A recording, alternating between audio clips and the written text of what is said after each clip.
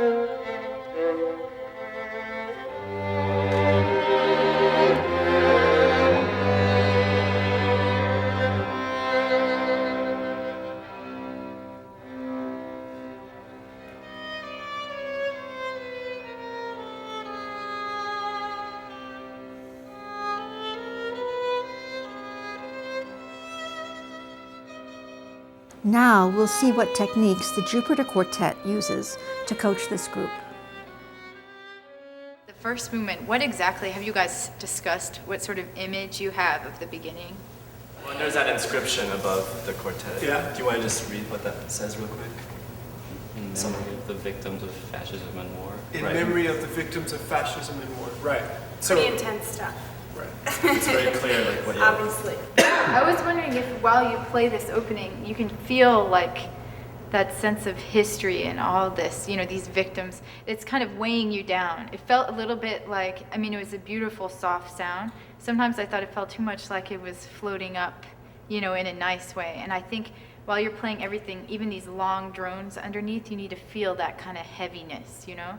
Not to get louder with it, but inside you, sort of just weighing you down. Along the same line, I think that it can feel like a Tai Chi phrase where that you're not starting, each entrance isn't starting, but this whole thing is moving totally seamlessly and slowly through the different entrances so that it's a canon, but the effect is that the audience is always got kind of holding their breath so that you're not kind of showing the beats, but and you give it to him and then And he passes it to you. Almost like that's been happening even before you start. Right. Like you have to gather all of the energy around you and start like this is something that's already been going, but it's just not audible yet. Mm-hmm. If you can feel like something is pulling you like that.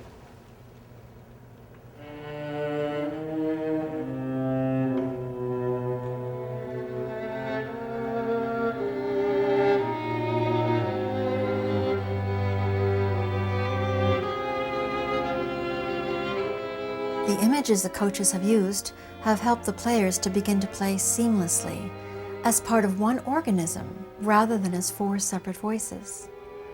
Putting the quartet in historical context gave meaning to the music for the young players.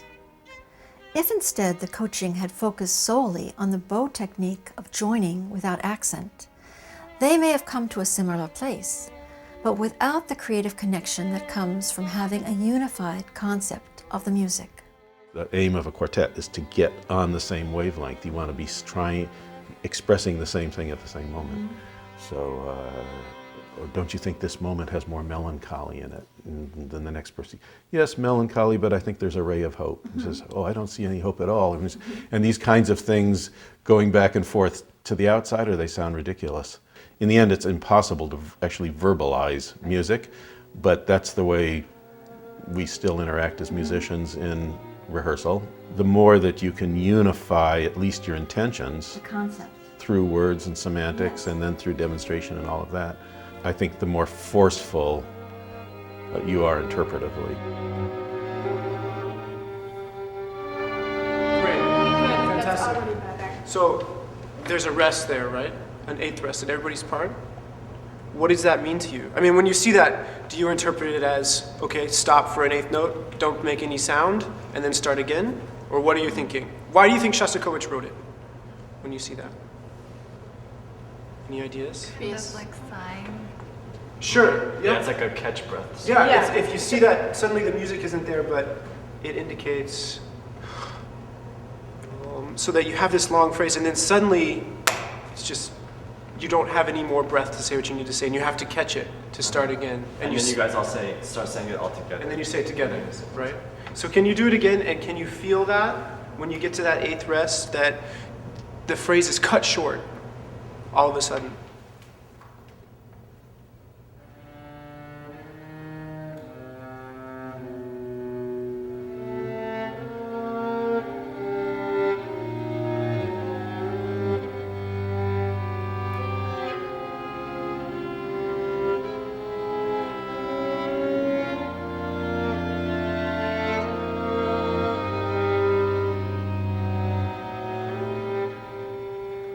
See a dot on a note. I see even the very smallest kind of indication from a composer. And what I like to say is, what does that mean emotionally?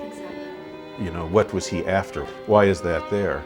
Because if you just literally play a dot, you know, I mean, a dot has an infinite number of lengths, and it doesn't tell you whether it's an accented kind of head on the beginning of the note, or a softer or brushed one, or anything.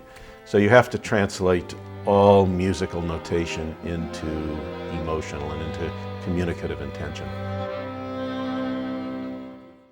Let's review how the Jupiter Quartet coached this group.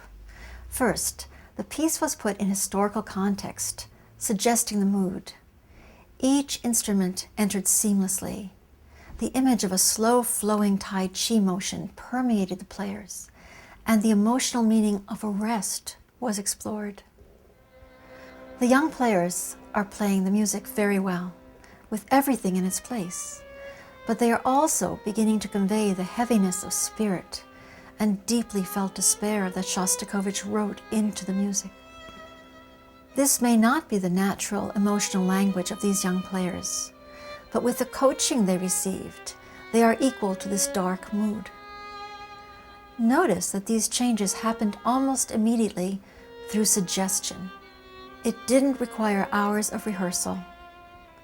Players at all levels can mold their technique to shape the music. Giving music direction and attaching meaning, what I call characterizing the music, takes the focus off of the individual and away from the abstract, allowing players to be less self-conscious and to actually play better, using their technique to serve the music.